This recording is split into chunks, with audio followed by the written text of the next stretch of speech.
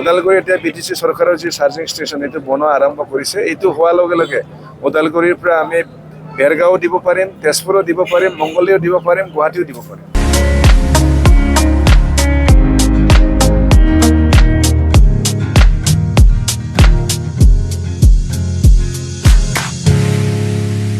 মাজবাট তেজপুৰ আৰম্ভ কৰিছিলোঁ আৰু এইবাৰ ডিমাকুছিৰ পৰা টংলা হৈ মংগলদৈ। যি নহওক ৰাইজে চবৰে আশা এটা আছিল, যিহেতু গুৱাহাটী চিটিত গ্ৰীণ বাছ চলি আছে, আমাৰ বিটিচি অঞ্চলত গ্ৰীণ বাছ আহিব না নাই এই কুৱেশ্যন সদায় কৰি আছিল। তো তাৰ কাৰণে মোৰো চিন্তা আছিল বিটিচিত কেতিয়া গ্ৰীণ বাছটো চলাচল কৰিব পাৰোঁ। কিন্তু ডাঙৰ ইয়াৰ আমাৰ প্ৰশ্ন হ'ল চাৰ্জিং ষ্টেচন আমাৰ নাই এতিয়াও।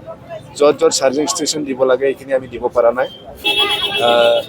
আমাৰ বিটিচি চৰকাৰৰ মুৰব্বী সন্মানীয় হাগ্ৰামা মৈলী ডাঙৰীয়া তেখেতেও খুব ইণ্টাৰেষ্টেড। তেখেতেও মোক বাৰে বাৰে কৈ আছে যে বিটিচিত গ্ৰীণ বাছৰ ছাৰ্ভিচটো দিব লাগে। মই তেখেতক কৈছোঁ আপুনি যদি চাৰ্জিং ষ্টেচনবিলাক বনাই দিয়ে আমি সোনকালে দিব পাৰিম। কিন্তু তেখেতে লগে লগে মানি লৈছে আৰু ইতিমধ্যে চাৰ্জিং ষ্টেচন নিৰ্মাণ কৰিবৰ কাৰণে তেখেতে আৰম্ভ কৰিছে। এইটো ডিমাকুছিৰ পৰা মঙলদৈলৈকে হ'ব, কিন্তু ওদালগুৰিলৈ বিশেষকৈ প্ৰয়োজন আছিলে। ওদালগুৰিতো দিবলৈ আমাৰ খুব ইচ্ছা আছে, কিন্তু ওদালগুৰিৰ ডিষ্টেঞ্চটো আমি মিলাই চাইছোঁ, অকণমান বেছি হয়। তেজপুৰৰ পৰা দিবৰ কাৰণে অকণমান বেছি হয় আৰু মংগলদৈ ওদালগুৰি তেজপুৰ দিবৰ কাৰণে দূৰটো অলপ বেছি হৈ যায়। আৰু তাৰপিছত আমি ওদালগুৰিটো মংগলদৈ চাই আছোঁ, মানে ইয়াত পেচেঞ্জাৰৰ সংখ্যাটো অলপ কমিব, তাৰ কাৰণে আমি আৰম্ভ কৰিব পৰা নাই। কিন্তু জিলা হিচাপে আমাৰ খৈৰাবাৰীৰ পৰা বেৰগাঁও হয় ওদালগুৰি এইটোও দিব লাগে। তাৰ কাৰণে গোটেই চাৰ্জিং ষ্টেচন হোৱাৰ পিছত আমি এইবিলাক য'ত য'ত মানে প্ৰয়োজন এইবিলাক আমি দিব পাৰিম। তাৰ কাৰণে এতিয়া জাষ্ট শুভ আৰম্ভণি কৰিছোঁ আৰু মই ভাবোঁ প্ৰায় 6 মাহমান পিছত আমি এই সেৱাটো ৰাইজৰ কাৰণে ভালকৈ আগবঢ়াব পাৰিম।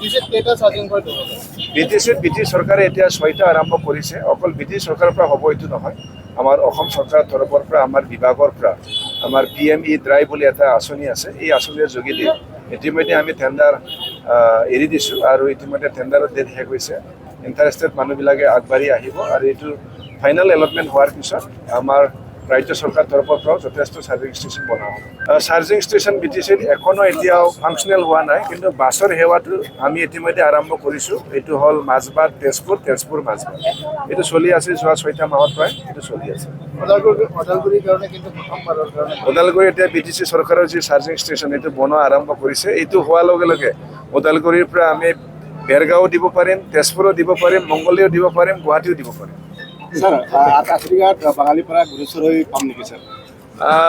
আমি প্ৰথমতে ছাৰ্ভে এটা কৰিম, য'ত পেচেঞ্জাৰৰ সংখ্যাটো ভাল থাকিব তাতে আমি দিয়াটো প্ৰথম ফাৰ্ষ্ট প্ৰায়ৰিটি দিম। কিয়নো চৰকাৰী কিবা হ'লেও মানে চলাৰ পিছতো মানে চলিব লাগিবতো, এই ফাইনেন্সিয়েল দিশতো চাব লাগিব। তাৰ কাৰণে প্ৰথম এইখিনি জেগাবিলাকত দিম আৰু বাকীটো আমাৰ PME বাছ সেৱাৰ যোগেদি এইবাৰ কেন্দ্ৰীয় চৰকাৰৰ বাজেটত যথেষ্ট নৰ্থ ইষ্টৰ কাৰণে বাছ ধৰি থৈছে আৰু এইবিলাক বাছ আহি গ'লে আমাৰ বাছৰ সংখ্যা বহুত বাঢ়িব। তেতিয়া অকল আমাৰ মহানগৰ বা টাউন নহয়, গাঁওবিলাকতো আমি গ্ৰীণ বাছ দিয়াৰ ব্যৱস্থাটো আমি কৰিব পাৰিম। বাছৰ ষ্টেণ্ড আমি য'ত য'ত লাগে বনাম, কিন্তু আগত ৰাস্তা বেলেগ আছিল, এতিয়া ৰাস্তা বদলি গ'ল। হাইৱে আজিকালি টাউনটো ডাইভাৰ্ট কৰি বেলেগ ফালে গৈছে। আগৰ বাছ ষ্টেণ্ডবিলাক বনাব গ'লেও ক'ৰবা অলপ আমাৰ টাইমটো বেছিহে যাব। তাৰ কাৰণে য'ত য'ত লাগে এইটো চাই পেলাই আমি কৰিম। আৰু আজিকালি মানুহে টাইম পাছ কৰিব নিবিচাৰে, আমাক বাছ ষ্টেণ্ডটো লাগে এণ্ডিং পইণ্ট আৰু ষ্টাৰ্টিং পইণ্ট ইয়াত লাগে।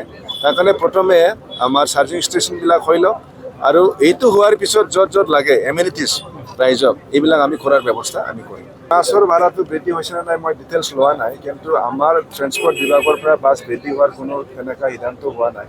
আমাৰ গ্ৰীণ বাছৰ পৰা বাছৰ ভাড়া বৃদ্ধি হোৱাৰ কথাই নাথাকে, কিয়নো ইয়াতো আৰু তেল নালাগে। কমাৰ কথাও হোৱা নাই, ভাড়া কথাও হোৱা নাই। আগত যি চলি আছে এতিয়া চলি আছে, কিন্তু বিৰাট ট্ৰেন্সপাৰেণ্ট। ইয়াৰ কোনো কেছ পইচা লোৱা নহয়, যি বিল দিয়ে চব কিবাতে হয়, মেচিনতে।